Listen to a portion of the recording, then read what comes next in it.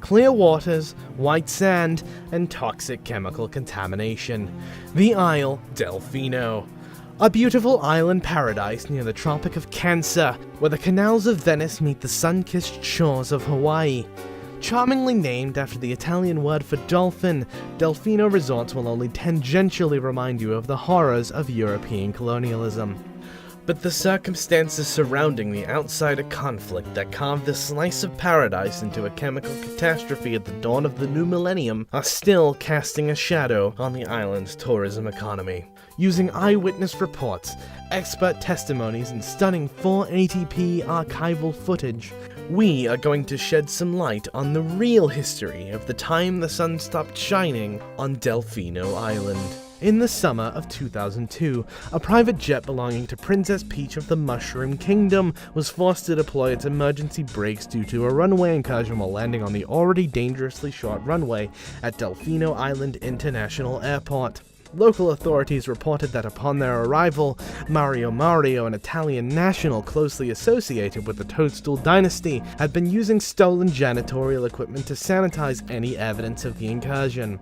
In the interest of preventing an international incident, the princess and her staff weren't officially detained. However, Mario and his strangely sentient stolen Super Soaker accomplice were both arrested and sent to testify before an island judge. The state was able to build a condemning case against him, linking him to several acts of terrorism with the use of chemical weapons and the theft of the Shine Sprites that had occurred within the days leading up to his arrest. Princess Peach appeared as Mario's legal defense in the case, and although she failed to produce a single record of alibi for a close friend she had just traveled internationally with, she was able to sway the judge not to sentence Mario to death over the incident. He instead ordered the suspected terrorist to run freely around the island with his illicitly obtained water jetpack, leading to the conclusion that neither government's understanding of legal procedure held water at the time. To everyone's surprise, however, the federal criminal enthusiastically went about his business of cleaning, which went off without a hitch for about 5 minutes. Mario's exact affiliation with the princess lacks an official definition, but elite god may not be the correct designation. However, Mario was able to drench his doppelganger and recover the princess. The suspect was unfortunately able to escape by crying on the ground like a baby before blue-skidooing into a statue. At this point, it had become clear that the cutthroat political instability of the Mushroom Kingdom had now washed up on the shores of Isle Delfino. Island authorities were notified about the presence of this Shadow Mario, which serves as vindicating proof that Mario couldn't have been responsible for the chemical attacks. But they really didn't want to have to pay anyone to clean up the mess.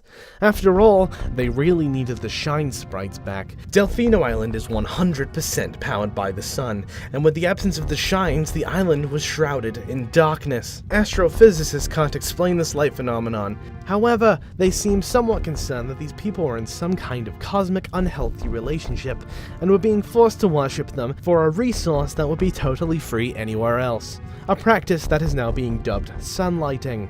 Island officials to this day deny claims that anything is wrong and ensure the international community that the relationship between the Pianta people and the Shine Sprites has always been respectful and mutual, and nobody has been using them to run a covert program to develop nuclear armaments.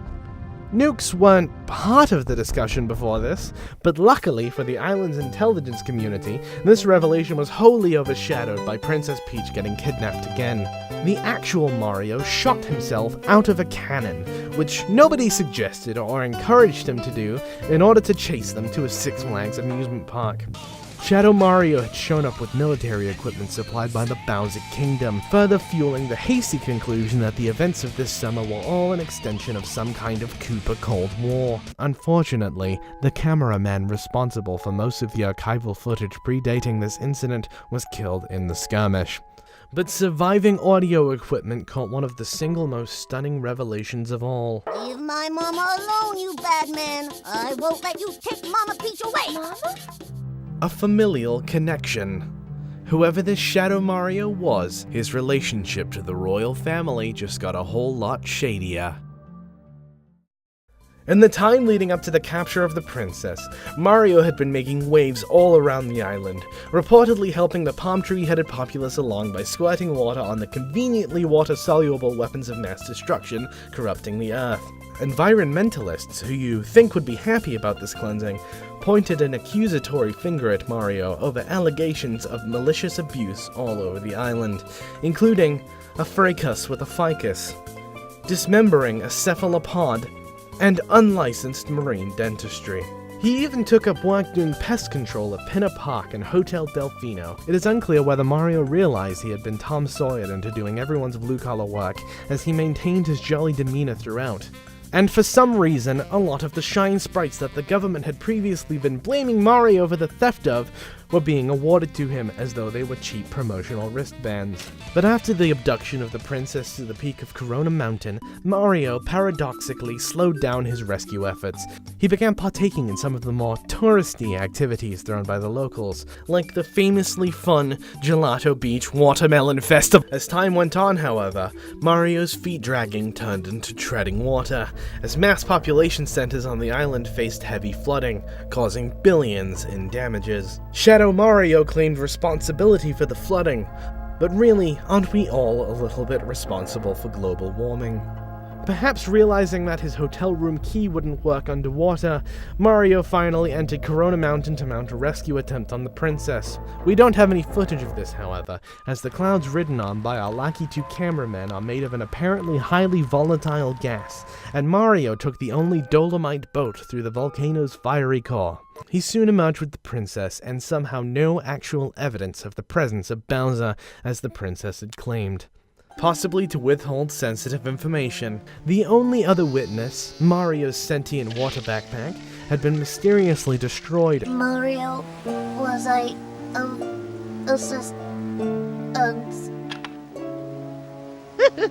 Bye-bye! The UN Security Council never made an official statement on the incident, and the true course of events that took place within the volcano are still a mystery to this day. The official story pins the whole thing on Bowser, claiming he was just on holiday and his kid did it. I think we've all heard that excuse before.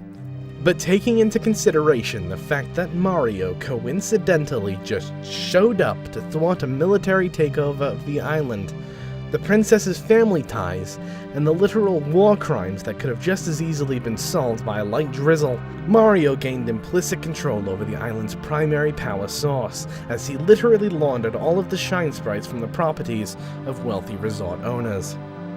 Paired with our precision-picked archival footage, doesn't it appear that this was all some sort of strategic power play on behalf of the Mushroom Kingdom? And with the added context of time, has this imperialist power grabbing become a pattern? That is for you to decide. Despite being a dubious misinformation campaign and containing segments in which Mario traveled to pocket dimensions to play pachinko, Super Mario Sunshine is an evergreen method of delivering a dose of summer fun to you any time of the year. So go ahead and revisit the Sunshine equipped with this new perspective, and don't worry, the Pianta people have always had trees on their heads, and that isn't the result of chemical weapons or nuclear arms developments.